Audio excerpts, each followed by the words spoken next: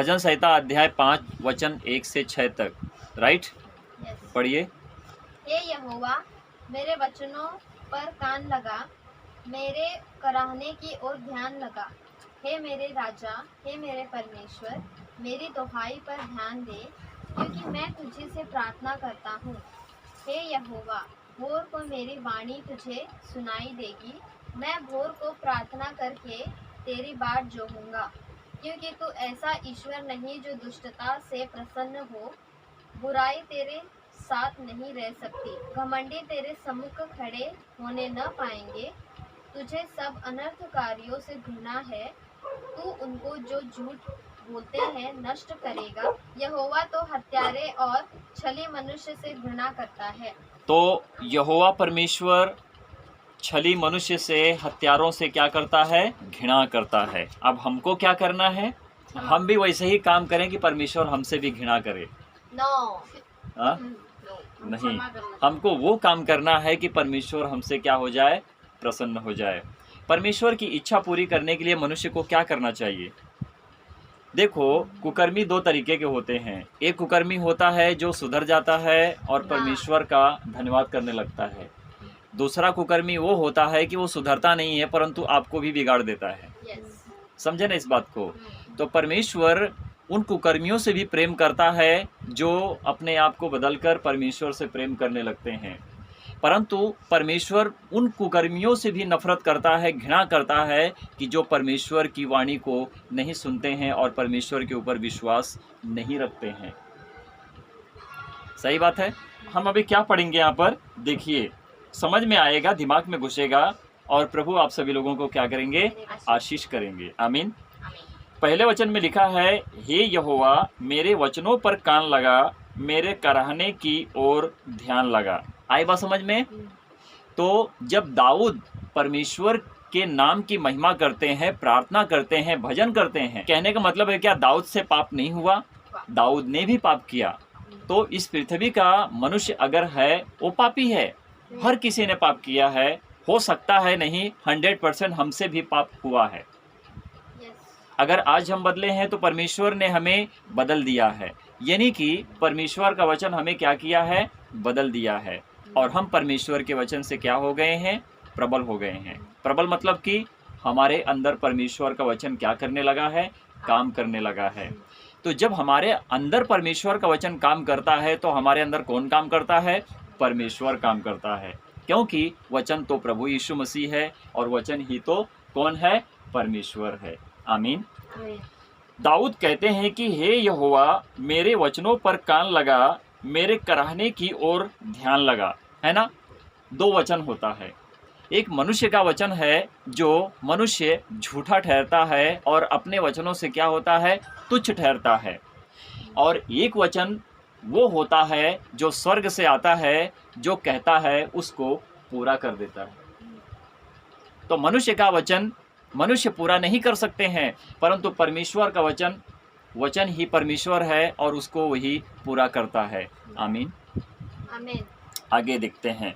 दाऊद गिड़गिड़ा कर परमेश्वर से प्रार्थना करते हैं और कहते हैं कि हे प्रभु, मैं जो तुझसे कहता हूँ मेरी बातों को सुन।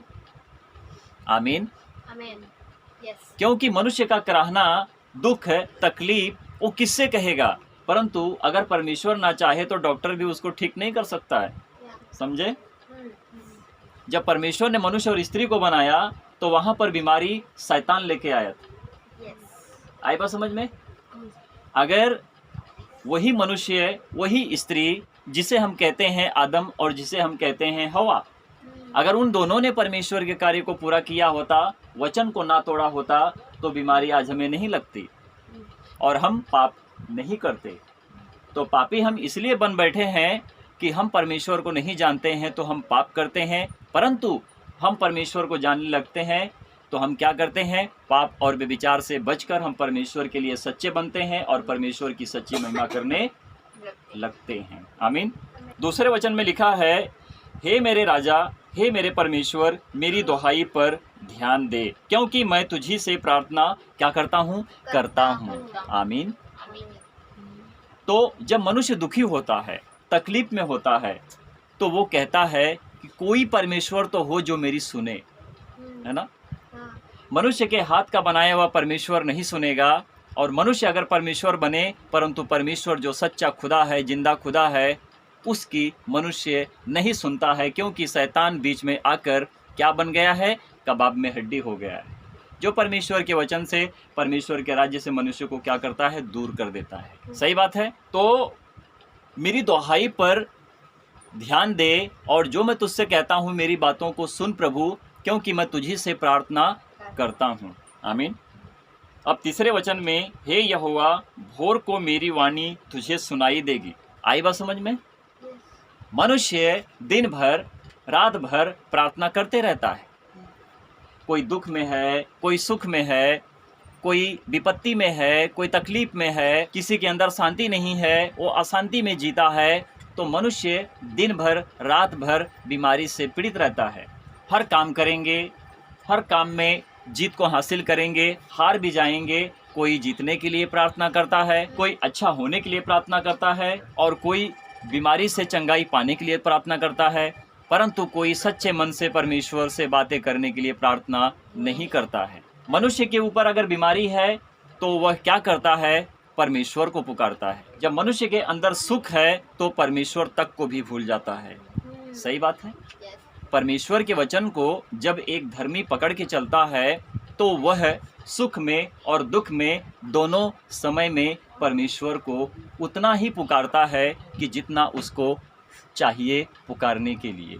आमीन। तभी मनुष्य सच्चा बनता है और परमेश्वर का सच्चा धर्मी दास, मित्र, पुत्र, पुत्रियां कहलाता है।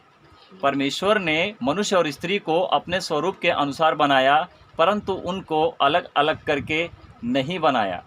जब मनुष्य और स्त्री एक होते हैं, एक तन हो जाते हैं, फिर वो ना तो स्त्री ना तो मनुष्य कहलाते हैं, परंतु एक हो जाते हैं। प्रभु यीशु मसीह ने कहा, जब तुम अकेले होते हो, माता पिता तुम्हारे साथ रहते हैं, जब तुम्हारी शादियां नहीं होती है तो तुम क्या होते हो? अलग होते हो। जब तुम एक होते हो, यानी कि जब तुम्हारी शादी होती है तो तुम अलग नहीं, एक तन हो जाते हो। तो जब हम इसी रीति से पढ़ते हैं तो लिखा है कि परमेश्वर ने मनुष्य और स्त्री को अपने स्वरूप के अनुसार क्या किया? उत्पन्न किया। आमीन। जीवित किया, उनको बनाया, उनके नथनों में अपने जीवन का श्वास फूंक दिया और वह जीवित प्राणी हो गए। आमीन। तो तीसरे वचन में हमने जैसे देखा कि लिखा है, हे यहोवा, भोर को मेरी वाणी तुझे सुनाई क्या करेगी? देगी। तो भोर की प्रार्थना होती क्या है? जैसे मैंने इसके पहले कहा कि मनुष्य हर दिन, हर समय प्रार्थना और विनती करते रहते हैं, परंतु जब हम प्रभु यीशु मसीह के ऊपर नजर डालते हैं तो प्रभु यीशु मसीह एकांत में जाते थे। प्रभु यीशु मसीह कहाँ पर जाते थे? एकांत में जाते थे, शांति जगह पर जाते थे, कि जहाँ पर किसी का डिस्टर्ब, मतलब कि कोई शोर ना हो। वहाँ पर मैं एकांत में होकर, शांति से होकर क्या करूं? परमेश्वर से बात करूं, है ना। तो उसी रीति से भोर की प्रार्थना हमें यह दिखाती है, हमें यह याद दिलाती है कि जिस रीति से प्रभु यीशु मसीह ने परमेश्वर से अकेले में बातें की, तो तुम भी उसी रीति से गुप्त में जाकर प्रार्थना करो कि तुम्हारी परमेश्वर एकांत की बातों को सुने और ग्रहण करे। जब हम यहाँ पर सुन रहे हैं, समझ रहे हैं कि मनुष्य की प्रार्थना हर वक्त की होती है, मनुष्य की प्रार्थना हर वक्त की होती है। कोई दफली बजाता है, कोई ढोल बजाता है, कोई बाजा बजाता है। परमेश्वर को पुकारने के लिए बहुत तरीके से लोग प्रार्थना करते हैं, परंतु प्रभु यीशु मसीह कहते हैं, शांति से, आराम से, दीनता के साथ अपने आप को सही कर, सिद्ध कर, पवित्र बन, अपनी जुबान को शुद्ध कर, तू अच्छा बन जा। तेरे कपड़े से, तेरे नहाने से मुझे कोई लेना देना नहीं, परंतु अच्छा बन और परमेश्वर को क्या कर?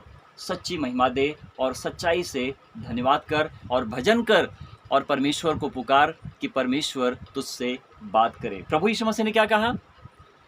तुम कहीं पर भी जाओगे, अगर तुम किसी भी मुश्किल में, मुसीबत में, तकलीफ में पड़ोगे, तो वहाँ पर तुम नहीं, मैं रहूँगा। तुम नहीं बात करोगे, परंतु मैं तुमसे बातें करूँगा, है ना। तो प्रभु यीशु मसीह ने ये भी कहा, जहाँ मेरे नाम से 2 या 3 जन इकट्ठे होते हैं, मैं वहाँ पर उपस्थित और क्या करता हूँ? मौजूद रहता हूँ।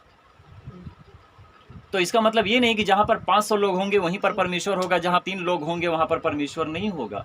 वहाँ पर भी परमेश्वर होगा, वहाँ पर भी परमेश्वर होगा, परंतु 500 की भीड़ में मनुष्य अगर चाहे कि मैं परमेश्वर के नाम से कुछ पाखंड के काम करूं तो परमेश्वर मेरी सुनेगा? नहीं सुनेगा। अगर गाय है मेरे गांव में, भैंस है मेरे गांव में, बकरियां हैं मेरे गांव में, भेड़ है मेरे गांव में, अगर मैं उनको चरा रहा हूं, गलत रीति से चराऊंगा तो गलत खेत में जाएंगी, सही रीति से चराऊंगा तो सही खेत में चरेंगी। आमीन। तो इसी रीति से प्रभु यीशु मसीह ने कहा, थोड़े बीज किनारे पर गिरे, थोड़े बीज पत्थर पर गिरे, थोड़े बीज मार्ग पर चलते हुए गिरे, पर अच्छी भूमि पर जो बीज गिरे वही फल लाए, बाकी के सब भटक गए। सही बात है। तो जो अच्छी भूमि पर फल लाए और वो फलवंत बने। आमीन। मैं भोर को प्रार्थना करके तेरी बाट जोहूंगा। तो यहाँ पर क्या लिखा है? मैं भोर को प्रार्थना करके तेरी बाट को क्या करूंगा? जोहूंगा। तो भोर को जो प्रार्थना करता है वो परमेश्वर से अकेले में बात करता है, और जब सब लोगों के साथ मनुष्य प्रार्थना करता है तो सबके लिए प्रार्थना करता है। आमीन।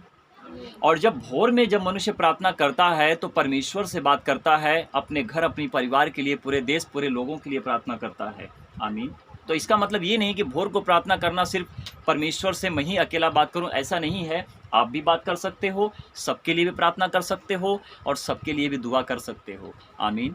परमेश्वर हर वक्त हर समय में सुनता है, परंतु आपकी सच्चाई परमेश्वर के लिए सिद्ध होनी चाहिए। आमीन। परमेश्वर की महिमा हो। आगे देखते हैं, चौथे वचन में क्या लिखा है? क्योंकि तू ऐसा ईश्वर नहीं जो दुष्टता से प्रसन्न हो, बुराई तेरे साथ नहीं रह सकती है। तो यहाँ पर लिखा है कि तू ऐसा परमेश्वर नहीं है कि जो तू बुराई से क्या हो? प्रसन्न हो। जो पाप करते हैं, जो व्यभिचार करते हैं, जो परमेश्वर को क्रोध दिलाते हैं, तो परमेश्वर हमारा ऐसा ईश्वर नहीं है कि उनसे, उनके बुरे कामों से प्रसन्न हो। उनसे सख्त नफरत और क्या करेगा? घृणा करता है। करता है ना घृणा? तो इसका मतलब ये नहीं है कि जब वो बुरे काम को करते हैं तो परमेश्वर उनकी सुनता है। पृथ्वी के ऊपर बहुत सारे परमेश्वर हैं, हम तो ढूंढते ढूंढते थक जाएंगे, परंतु हम सच्चे परमेश्वर तक कभी भी नहीं पहुंच पाएंगे अगर हमारा रास्ता मार्ग उनके हिसाब से चलेगा जो पृथ्वी के ऊपर जीते हैं और पलते हैं। तो हम कहाँ पे थे कि परमेश्वर बुरे लोगों से, बेविचारियों से, पापियों से सख्त नफरत और क्या करता है? घृणा करता है। आगे देखिए 5 वचन में क्या लिखा है? घमंडी तेरे सम्मुख खड़े होने ना पाएंगे, तुझे सब अनर्थकारियों से क्या है? घृणा है। तो हमने यहाँ पर क्या देखा?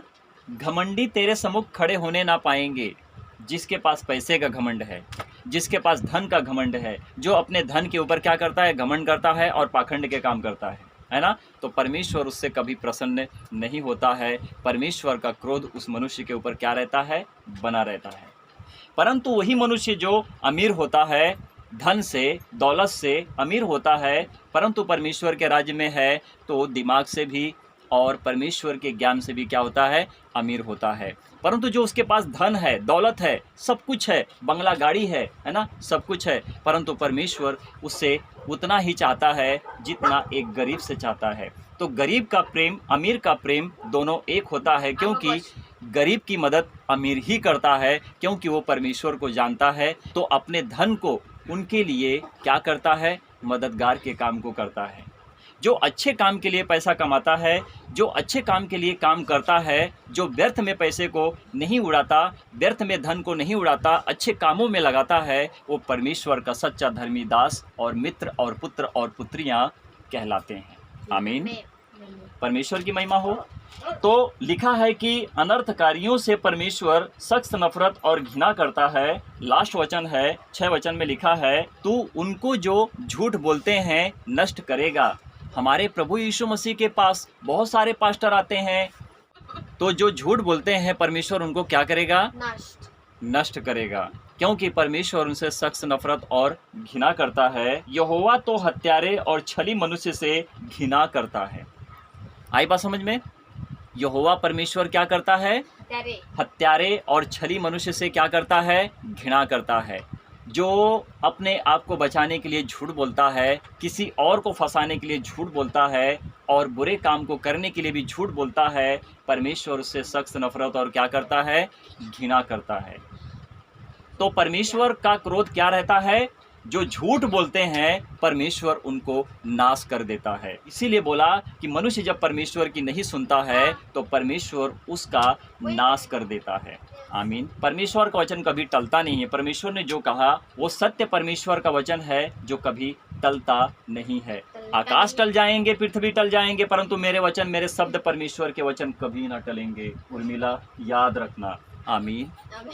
प्रभु आप सभी लोगों को आशीष करें, ब्लेस करें।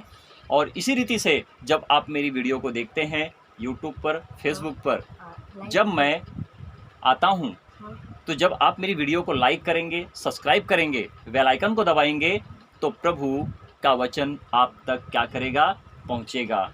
आमीन। प्रभु आप सभी लोगों को आशीष और ब्लेस करें। परमेश्वर की महिमा हो। आमीन, आमीन और आमीन।